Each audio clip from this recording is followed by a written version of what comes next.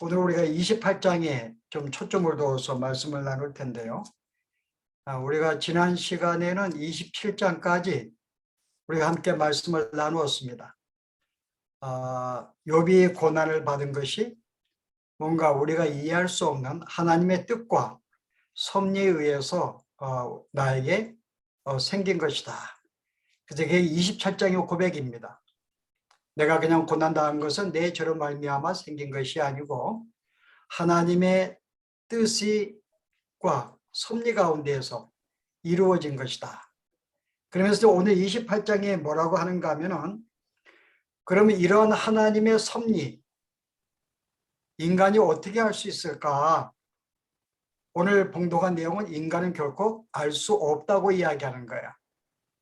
우리 인간은 하나님의 지혜를 우리가 연구한다든지, 우리가 어떤 예를 쓴다든지, 누구에게 듣는다든지 배워서 알 수 있는 것이 아니다 라고 오늘 이야기를 해요. 그래서 오늘 봉독한 내용에 보았더니요, 1절과 2절 보실래요? 은과 금과 철, 돌, 이들은 인간이 노력을 해서 땅에서 땅을 파가지고 발굴해내는 것들입니다. 인간의 노력에서 발굴이 돼요. 그런데 오늘 12절과 13절은 보세요. 그러나 지혜는 어디서 얻으며 명철 있는 곳은 어디인가? 그 길은 사람은 알지 못하나니. 그러니까 실은 이 땅의 모든 어떤 물건들, 광물들은 인간의 노력에 의해서 얻어지는 것이지만은 이 하나님의 지혜는 결코 인간이 노력해서 얻을 수 있는 것이 아니다 라고 이야기하는 거죠. 또 그 다음에 여러분이 15절 이하에 보시면은 순금으로도 바꿀 수 없고 은을 달아도 그 값을 당하지 못하나니, 오빌의 금이나 귀한 청옥수나 남보석으로도 그 값을 당하지 못하고, 그런즉 지혜는 어디서 오며 명철이 머무는 것은 어디인가? 20절에 모든 생물의 눈이 숨겨졌고 공중의 새에게 가려졌으며. 자, 여기 무슨 말이에요? 인간의 모든 각종 보물들, 어떤 보화들은 인간의 돈으로 살 수가 있는 것들이에요. 오늘 그런데 하나님의 지혜는 인간의 어떤 재물로도 어떤 돈으로도 살 수가 없는 것이다 라고 이야기를 하죠. 그래서 오늘 28장에는 크게 두 가지가 강조가 되죠. 하나님은 지혜로서 이 우주를 지배하시고 통치하시는데 그 지혜는 인간이 알 수 없다. 배울 수도 없고 얻을 수도 없는 것이다. 그래서 이 세계 모든 광물들, 자연들은 인간의 노력을 해서 얻을 수가 있는 것이고, 또 어떤 수많은 금과 보화들은 인간의 돈으로 살 수 있는 거지만은 하나님의 지혜는 인간의 돈으로도 살 수가 없고 인간의 노력해서도 받을 수가 없다. 그럼 우리가 지혜로운 자가 되기를 원합니다. 그럼 우리가 어떻게 지혜로운 자가 될 수 있는가? 이것은 하나님만이 지혜로운 자로서 하나님이 우리에게 선물로 주어야지만이 가질 수 있는 것이다 라는 것이 28장의 내용이에요. 실은 욥이 지금까지 답변 중에서 오늘의 이 28장 제목은 명철과 지혜에 대한 내용입니다.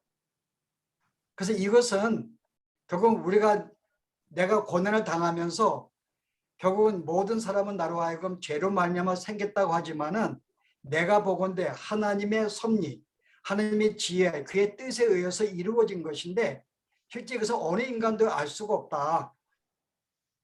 그래서 우리가 발견하기 원하지만은 우리는 그것을 발견할 수 없다. 단 하나님이 지혜로우시며 그분이 우리에게 선물을 줄 때만이 우리는 그 지혜를 소유할 수 있다 라고 이제 답변할 때 굉장히 그래도 성경적으로 아주 이렇게 하나님의 뜻에 가까운 말씀을 그가 고백을 했다고 우리가 믿습니다. 그래서 오늘 우리의 이런 내용 가지고 오늘 특별히 우리의 지혜로운 삶, 명철에 가는 것을 함께 우리가 살펴보려고 합니다. 그래서 우리가 여기서 뭐라 그래요? 여기서 욥은 뭐라고 이야기하죠? 하나님은 지금도 지혜를 가지고 이 우주를 통치하신다. 이 모든 우주를 통치하신다. 그래서 실제 이 땅에 일어나는 모든 일들을, 그 고난까지도 하나님의 지혜로 말미암아 일어나고 있는 것이다. 그래서 우리는 그 지혜가 무엇인지 분명히 알고 하나님을 경외하는 것이 참된 지혜다라고 이야기를 해요. 그게 제일 마지막 절입니다. 우리가 하나님을 알고 하나님을 경외하는 것이 참된 지혜. 그래서 하나님의 경외와 지혜가 같이 언급하는 내용을 볼 수가 있어요. 자, 오늘 여기에 초점을 둡니다. 하나님을 경외하는 삶, 지혜롭고 명철의 삶이 무엇인가에 대해서요.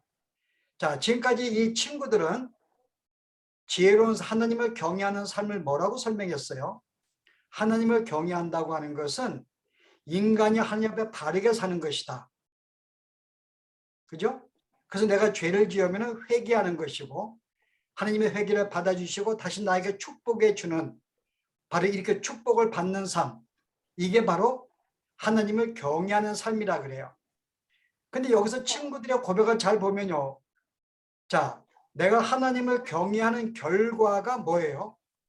하나님은 나에게 축복을 주어서 나로 하여금 안정되게 번영케 한다. 이게 바로 그들이 하나님을 경외하는 삶의 한 모습입니다. 그러니까 하나님을 경외한다는 것은 무엇을 얻기 위한 거죠. 이 새 친구의 말은 내가 범죄해도 모든 걸 뺏깁니다. 회개하면 다시 나에게 축복을 주십니다. 그래서 내가 하나님께 회개하고 돌아가는 것이 하나님을 경외하는 것이라 그런다면은 그 하나님의 이 경외의 결과는 이를 통해 무엇인가 나에게 고통이 사라지고 무엇인가를 얻어내는 결과물을 말하는 게 이들이 섬기는 하나님을 경외하는 하나님의 모습입니다. 우리도 그렇게 생각을 해요. 우리가 하나님을 경외한다 할 때는 내가 하나님께 순종하고 죄를 지으며 회개하고 다시 그 길을 돌이켜서 하나님이 내가 축복 속에 살아가는 삶, 이것을 보통 하나님을 경외하는 삶이라고 우리는 생각을 해요. 이게 새 친구들의 이야기입니다. 근데 욥은 뭐라 그래요? 하나님을 경외하는 삶은 어떤 고통에서 면제가 되거나 축복을 받는 삶이 아니라 나에게 주어진 이 고통, 이 고난이 하나님의 뜻과 섭리 가운데 나에게 발생한 것이기 때문에 이것을 내가 믿음으로 고난을 붙잡고 멀리하지 아니하고 이것을 끝까지 견디며 인내하는 삶이 이게 바로 하나님을 경외하는 삶이라고 이야기하고 있는 거예요. 그래서 실제 이 경외가 친구들과 욥의 생각은 틀리죠. 자, 욥의 경외하는 건 뭐라고요? 나에게 닥쳐진 이 고난이 하나님이 허락하신 일, 주의 뜻 가운데 이루어진 줄 알고 그것을 배척하거나 멀리하지 아니하고 그것을 붙잡고 인내하면서 살아가는 삶, 바로 이런 삶이 하나님을 경외하는 삶이라고 그런 이야기를 하고 있죠. 자, 이런 점에서요, 우리 사람들이 굉장히 기도를 합니다. 그 우리가 기도하는 목적이 뭐예요? 내가 하나님께 열심히 기도하는 것을 하나님을 경외하는 삶이라고 생각을 해요. 어떠시대요? 내가 기도하는 것 하나님을 경외하는 모습인가? 근데 사람들이 기도를 하는 것은 목적이 뭘까요? 이 기도를 통해서 나에게 어떤 문제들이 해결되고 내가 원하는 것을 얻게 되는 어떤 결과물을 위해서 많은 사람들이 기도를 합니다. 이러한 기도는 결국은 내가 무엇인가 문제를 회피하거나 멀리하거나 어떤 거 내가 무엇을 얻기 위한 이러한 기도는 하나님을 경외하는 삶과는 전혀 별개의 문제라는 거죠. 그러면 네가 아무리 기도한다 할지라도 네가 하나님을 섬긴다 한다 할지라도 그걸 통해 네가 무엇인가 어려움을 회피하거나 멀리하거나 무엇인가 얻기를 원하는 그런 마음의 기도를 한다면 그게 예배든지 무엇이든지 간에 그것은 하나님을 경외하는 것이 아니라는 거죠. 너에게 닥쳐진 고난이 주의 뜻 가운데 이루어졌는데 진짜 네가 하나님을 경외한다면 그 고난을 붙잡고 오히려 그것을 내가 인내하면서 그 자체가 하나님을 경외하는 모습이지 그런 멀리하게 한다든지 뭔가 내 뜻이 이루어지게 한다든지 내 계획대로 뭔가 이루어지는 그것은 하나님을 경외하는 모습이 아니라고 지금 욥이 이야기하죠. 그래서 오늘 이 경외에 대해서 하나님을 경외하는 삶이 무엇인가에 대한 오늘 정의를 해줍니다. 자, 그게 뭐죠? 이 땅의 모든 것들은 하나님의 뜻 가운데서 이루어집니다. 참새가 땅에 떨어지는 것도 하나님의 허락이 아니면 떨어지지 않아요. 나에게 일어난 모든 일들은 숨쉬는 것까지 다 하나님의 뜻 가운데에서 이루어지는 사건들입니다.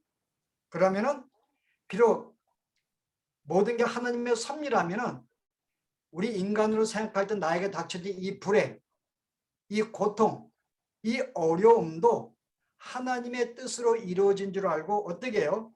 그걸 잘 받고 감당하는 것이 바로 하나님의 삶이, 하나님을 경외하는 삶인 것을 우리가 정의할 수 있습니다. 실은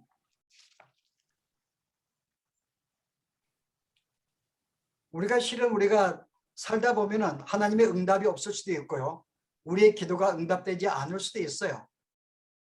근데 실은 진정 하나님의 경외는 뭘까요?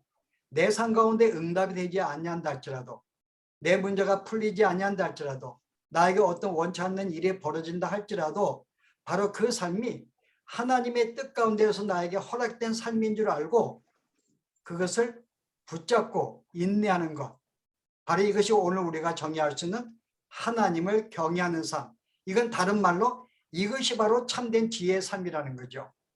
그래서 여기서 참된 지혜로운 삶은 하나님을 경외하는 삶인데, 바로 이 하나님을 경외하는 삶이 바로 너에게 닥쳐진 어떠한 일도 감사한 마음으로 붙잡고 살아가는 것, 인내하는 것. 네, 이렇게 오늘 이제 욥의 정의를 합니다. 자, 이제 우리 마무리하겠는데요. 자, 예수님이 이에 대해서 우리가 조금 더 첨가적으로 우리가 도움되는 말씀을 하신 적이 있습니다. 여러분이 마태복음 11장에 보시면은 이 천국의 비유를 그 시장에서 노는 아이들을 비유하신 적이 있어요. 그래서 그 마지막에 결론적으로 비유가 끝난 다음에 결론적으로 어떤 말씀을 하세요? 지혜는 그 행한 일로 말미암아 옳다함을 얻느니라 라는 말씀으로 끝내요. 지혜라는 것은 우리가 행한 일로 말미암아 옳다함을 인정받는 거예요. 행해야 한다 그 말입니다. 무슨 말인가 하면은 지혜로운 삶이라는 것은, 지혜라는 것은, 하나님을 경외하는 것은 내가 생각적으로 내가 하나님께 내가 열심히 살아야지, 내가 이렇게 해야지, 이렇게 해야지, 단순히 관념적으로 끝나는 것은 경외하는 것이 아니라는 거죠. 실제 우리의 삶의 현장 속에서 어떤 이것이 구체화되고 현실화가 돼야 한다는 거죠. 지혜가요. 그게 뭘까요? 그게 바로 고난입니다. 그게 고통이에요. 그래서 예수님께서 어떻게 지혜로운 삶을 사셨어요? 이 땅에 오실 때 그에게 많은 고난이 하나님의 뜻 가운데 준비되어 있었습니다. 예수님은 바로 그 고난을 처음에는 우리가 겟세마네 동산에서 기도 가운데 멀리하여 주옵소서, 그런 나의 원대로 마옵시고 아버지의 원대로 앞서 인간적인 갈등이 있었지만은 그래도 하나님의 그 뜻인 줄 알고 거절하지 아니하고 붙잡고 이 뜻이 이루어지기를 원하면서 모든 고통을 예수님이 감당하셨어요. 바로 그 모습이 하나님을 경외하는 삶이며 참된 지혜의 삶이라고 이야기하는 거죠. 그래서 히브리서는 뭐라 그래요? 예수님의 눈물과 고통을 가운데에서 하나님을 경외하였다고 이야기합니다. 그래서 이 실은 우리가 삶에서 우리가 어떤 마음속에 원하지 않는 어려움들이 있어요. 고통이 있습니다. 근데 그 고통이 거절되거나 외면되거나 없어지는 게 아니라 그것을 오히려 붙잡고서 내가 계속 감사함으로 인내하면서 내가 살아간다면은 이것보다 하나님께 영광 돌리는 경외한 삶이 없다고 하는 거죠. 그 실제 이런 삶이 우리의 현실에 나타낸다는 거죠. 단순히 관념적인 게 아니라고 말합니다. 지혜라는 것은 단순히 생각적으로 뭐 지혜로운 삶은 뭐 머리가 똑똑하거나 어떤 바른 아이디어를 내는 게 아니라 실제 내 삶이 구체적으로 어떤 상황에서도 하나님의 허락인 줄 알고 그것을 묵묵히 감당해 나가는, 설령 그것이 고통이라 할지라도 이것을 내가 감수하며 나가는 삶이, 이게 지혜로운 삶이며 나아가 하나님을 경외하는 삶이다. 그래서 우리가 결론적으로요, 우리가 이러한 고난을 피하지 않고 매일 받아들이면서 매일의 삶 속에서 인내하며 사는 것, 이게 오늘 우리에게 필요한 거죠. 실제 우리가 삶 가운데 우리가 많은 어려움들을 종종 당하기도 합니다. 그때 마음을 아프기도 하고 속상하기도 해요. 그래서 우리가 왜 나에게 이런 일이 벌어졌을까? 우리는 오늘 욥의 고백대로 하나님의 그 뜻을 우리가 알지 못합니다. 단순히 우리가 아는 것은 이 모든 것이 합력하여 선을 이룬다는 말씀을 믿고 있지만은 실제 왜 이리 나에게 허락하였는지, 이 고통을 왜 허락했는지 우리는 실제 알지를 못합니다. 그래서 하나님 우리에게 지혜를 주세요. 근데 그건 단지 뭐예요? 하나님의 뜻을 알려주기 이전에 그 삶이 하나님의 뜻 가운데 너에게 허락된 삶인 줄 알고 너의 위익이 될 수 있고 너를 성장하기 위한 하나님의 뜻인 줄 알고 바로 이것을 감사한 마음으로 받아들이는 것 쉽지 않죠. 이런 삶은 쉽지는 않아요. 그럼에도 불구하고 오늘 하나님을 참되게 경외하는 삶이라는 것은 바로 우리에게 닥쳐진 이 어려움들을 잘 감수하며 사는 것. 이게 오늘 욥은 우리에게 참된 신앙생활의 삶이면서 우리가 믿음생활 한다는 하나의 증표로 우리를 소개하는 내용입니다. 그래서 오늘 이 말씀을 우리가 다시 한번 새기면서 이제 우리는 우리의 기도와 내용들이 단순히 이 땅의 모든 것들 하나님 뜻이라고 하면서도 나에게 어려움이 닥치면 그것을 멀리하고 내 뜻대로 뭔가 내 소원들이 이루어지기를 바라는 것은 오히려 그것은 하나님을 경외하는 삶이 아니라 오히려 나의 영광을 위한 삶이죠. 그러므로 우리의 삶 가운데 때로는 원하지 않는 삶 가운데 할지라도 그게 주의 뜻이고 우리가 붙잡고 우리가 인내하며 살아가는 것, 이게 우리의 참된 성도의 삶의 신앙의 표시가 아닌가. 자, 이렇게 오늘 말씀을 맺어봅니다.